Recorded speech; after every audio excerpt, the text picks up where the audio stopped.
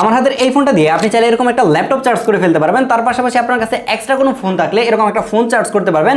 যত gadget accessories আছে সবগুলোকে এই ফোনের মাধ্যমে চার্জ করে ফেলা যায়, কারণ এইটার মধ্যে 7000 mAh এর ব্যাটারি দেওয়া হয়েছে, যেই ব্যাটারি দিয়ে এই ফোন থেকে আপনি 2 দিনেরও বেশি সময় ব্যাটারি ব্যাকআপ পাবেন। শুধুমাত্র ব্যাটারি ব্যাকআপই না, এটা ডিজাইনটা জাস্ট একবার দেখেন যে লাইটের রিফ্লেকশন পড়লে অনেক সুন্দর করে গ্লো করে, এবং এইটারই আর একটা উডেন রোজ কালার রয়েছে, যেটার ডিজাইনটা আমার কাছে আরো অনেক বেশি ভালো লেগেছে। ভাই এই ফোনের খেলা এখানেই শেষ না, এই ফোন দিয়ে আপনি চাইলে কিন্তু আন্ডার ওয়াটার ভিডিও করতে পারবেন। এই যে আমার সামনে পানি, দেখেন যে পানির মধ্যে ছেড়ে দিলাম এবং এটা পানির নিচে গিয়েও ঠিকঠাক ভাবে ভিডিও রেকর্ড করতে পারতেছে, এবং আপনি চাইলে কিন্তু বাটন প্রেস করে রেকর্ডটাকে অফ করে দিতে পারবেন। যারা হচ্ছে সুইমিং পুলে গিয়ে ভিডিও করতে চান তারা চাইলে কিন্তু খুব ইজিলি এই ফোন দিয়ে পানির নিচে ভিডিও করতে পারবেন, কারণ এটার মধ্যে IP69 এর ওয়াটার এন্ড ডাস্ট রেজিস্ট্যান্ট রয়েছে, যার কারণে বৃষ্টিতে ভিজলেও কিন্তু এটা কিছুই হবে না। এখানে ডিসপ্লে হিসেবে ইউজ করা হচ্ছে 6.57 ইঞ্চির একটা অ্যামোলেড ডিসপ্লে, যে ডিসপ্লের মধ্যে 120 হার্জ এর হাই রিফ্রেশ রেট ইউজ করা হচ্ছে। আর এই ডিসপ্লে চিন বেজালটা এত বেশি ন্যারো, ফোনটা হাতে নিলে মনে হয় যে একটা ডিসপ্লে হাতে ধরে বসে আছি। শুরুতে আপনাদেরকে যেটা বলছিলাম যে এই ফোন দিয়ে আপনি চাইলে কিন্তু যে কোনো ধরনের গ্যাজেট এবং অ্যাক্সেসরিজ চার্জ করতে পারবেন, যার কারণে দেখা যাচ্ছে যে ট্রাভেলে গেলে আপনার যদি অন্য কোনো ডিভাইসের চার্জ শেষ হয়ে যায়, এটা থেকে খুব ইজিলি চার্জ করতে পারবেন।